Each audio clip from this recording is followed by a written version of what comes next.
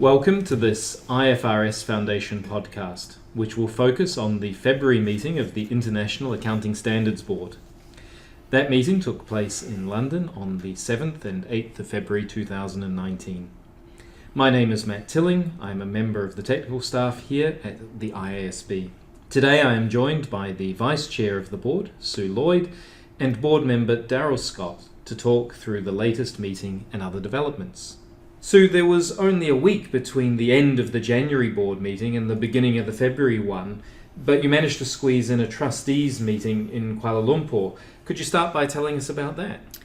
Sure. So the Trustees, which oversee the board, meet 3 times a year, and some board members, including Hans and myself, and some technical and operational staff attend each of the meetings, and we visit different jurisdictions around the world. This was a landmark meeting. Because it was the first meeting that Erkki Liikanen chaired. He's the new chair of the Trustees who took over in October last year. And in conjunction with the trustee meeting, we worked with the National Standard Setter in Malaysia, the IASB, to organise a stakeholder event while we were there, which was a great opportunity to meet a whole range of stakeholders from Malaysia and actually from the region as well. It was particularly a special event because the Minister of Finance was the guest of honour at the stakeholder event and gave a keynote speech. Darrel, insurance was again a big part of the agenda for this month's board meeting. There were 4 papers for the board to discuss. Could you tell us about these? Sure, Matt. Okay. So this was the 4th time that we've met as a board to discuss the amendments to IFRS 17. These amendments have arisen from a paper that was presented in October last year that highlighted implementation challenges and concerns that had been brought to our attention by constituents through the outreach processes we've been doing. The first paper we discussed this month was about the scope of IFRS 17. Some companies issue loan contracts where the loan is forgiven if some uncertain future event occurs. A common example of this is a mortgage where the outstanding amount is waived on the death of the borrower. These contracts would be defined as insurance contracts and accounted for under IFRS 17 in terms of the way IFRS 17 is written at the moment. So in our discussion this month, we agreed that IFRS 9 would also provide good accounting for these products, and that it may be easier for companies to account for them in the same way they account for other similar products right now. So we tentatively decided to amend the scope of IFRS 17 for contracts where the only insurance is for the settlement of the obligation that is created by the contract itself. Companies issuing these contracts would now be allowed to choose to account for portfolios of contracts applying either IFRS 17 or IFRS 9 if this decision is confirmed. Just to pick up on a little bit of a misunderstanding that occurred just before we had the meeting. Although we discussed loan type products, we did not at this meeting discuss credit card products. The staff have indicated that they'll be bringing a paper to us at a future period to discuss those. The other 3 papers we discussed were about transition arrangements. Transition is about how companies move from an old IFRS standard to a new IFRS standard. And the starting point in IFRS is typically that a company restates all of the contracts on its books as though they had always been accounted for under the new standard. But a lack of robust historical data often makes this really hard. And so we typically allow or require some alternative to make changes easier and more verifiable. And what we were really discussing for most of the meeting was around how these make easier adjustments are actually put into place. The board discussed this at some length, but apart from some minor tweaks, we confirmed what is already in the standard. So we confirmed that we wouldn't make changes to the standard for these amended transition processes. But I think the discussion was really an extensive one and was quite a nuanced discussion that got into some really interesting details. So I think for anyone with a specific interest, I'd recommend listening to the insurance webcast on our website, or if you're really interested, perhaps reading the paper. And of course, if you're really, really interested, you've always got the opportunity to listen to the recording of the board meeting. The board hasn't finished discussing IFRS 17, right? What happens next?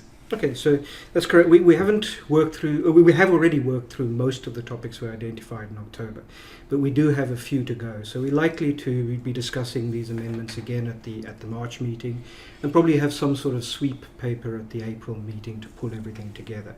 We still expect to publish an exposure draft around the end of June this year.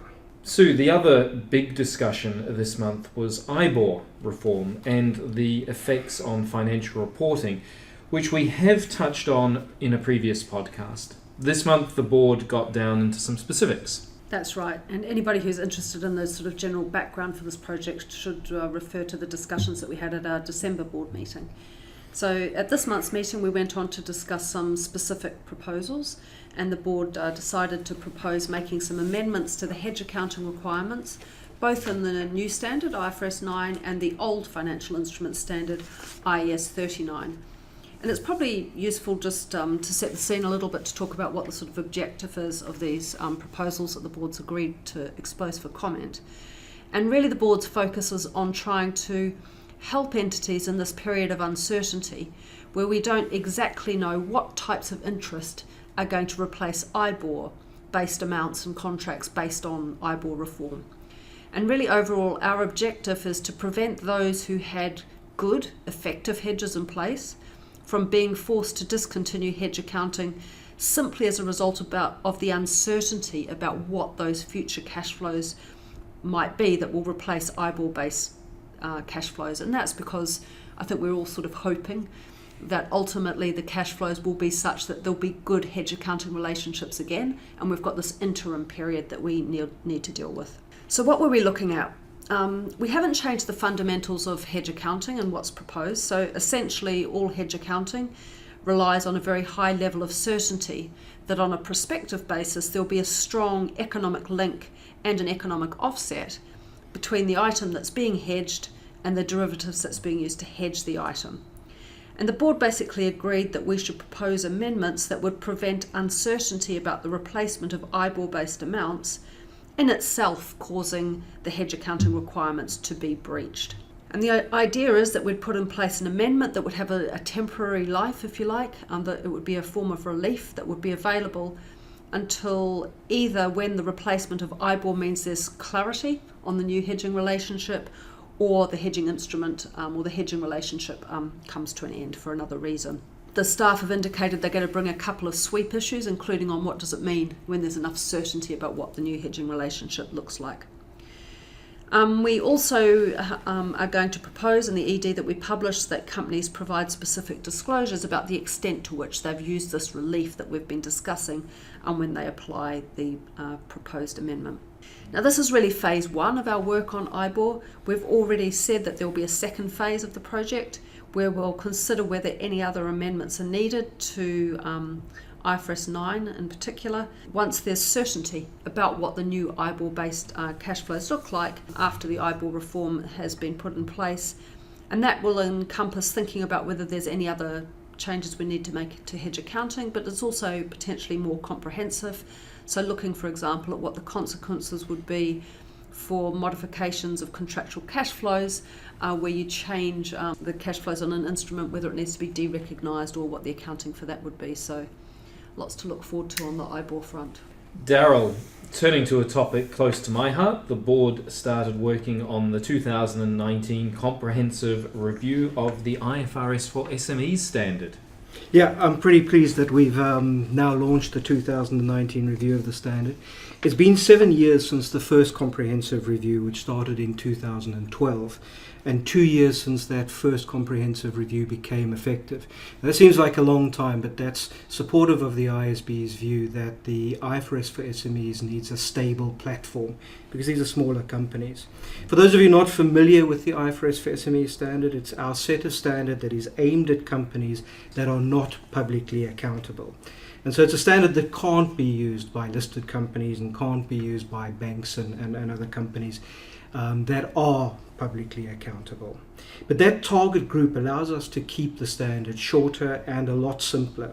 It's only about 250 pages long, and that's completely self-contained. So everything you need is in that pack. So at this meeting, we agreed on a timeline that is, as its first milestone, the release of a request for information in the second half of 2019. In that request, we'll be calling for stakeholders to tell us about their experience with the standard, and we'll be asking them whether we should include any of the recent changes that have been made to full IFRS. The responses to the request for review will help the board identify the changes we could consider to the standard. That feedback will help us in developing an exposure draft of amendments to the IFRS for SMEs. In the next couple of months, the boards will discuss the questions we want to include in the request for information. And I'm looking forward to the discussion we have around the board table on the topic.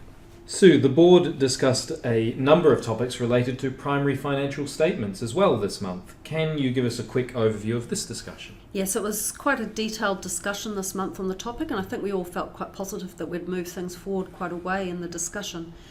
Most of the discussion was about two particular types of companies. So type A, if you like, that are companies that provide financing to customers as a main business activity, and type B, those that as part of their main business invest in assets that generate a return individually and largely independently of other resources held by the company. So type A, for example, might include banks, insurance companies, conglomerates that have financing arms, and type B might be something like an investment property company. So what do we look at? Firstly, we talked about the statement of financial performance, and the board looked at how each of these types of entities should classify income and expenses in their statement of financial performance. And in particular, we were looking at the treatment of financing expenses like interest expense, and whether those amounts should be included in whole or in part in the new operating profit metric in the income statement, or whether they should be included in the new financing part of the income statement. We then had a discussion about the cash flow statement, where we're making more targeted changes than we are on the income statement front. Again, looking at these type A and type B companies and whether they should classify particular cash flows in the cash flow statement. Again, the discussion was largely about the treatment of, or the presentation and location of amounts related to interest expense for these type A and type B companies. There's a lot of specifics. I think it's quite an interesting topic, and there's a lot of detail in the board paper, so those who are interested, I recommend you go and have a look at that and update for the detailed decisions. For companies more generally, we also had a discussion about the cash flow statement and decided that all companies should be required to classify cash flows from dividends paid as financing cash flows, and that cash flows from dividends received on associates and joint ventures that are accounted for using the equity method should always be treated as investing cash flows. And those two last decisions are really responding to investor feedback where they've said having less optionality about the location of items in the cash flow statement would make it easier for users of financial statements. So I think overall an interesting discussion. Well, so is there anything else that happened at the February board meeting? Well, one other interesting session we had was a brief session where the staff gave us an oral update about the discussions of the Management Commentary Practice Statement Advisory Group. In January, there was a meeting of that consultative group that we set up last autumn. This is a group that's providing input on the Management Commentary project, and the staff gave us a very detailed update on the discussions and the work so far. I think all very positive and helpful feedback, and I think we're going to be putting a written summary of that feedback on the website shortly. Well, thank you, Sue, and thank you, Darrel, and thank you to our listeners. Any feedback on these podcasts, please email communications@ifrs.org. The full summary of the board's discussion and the decisions at the February meeting can be found in the IASB update on the IFRS Foundation's website. You can also subscribe to receive new episodes as they become available on iTunes.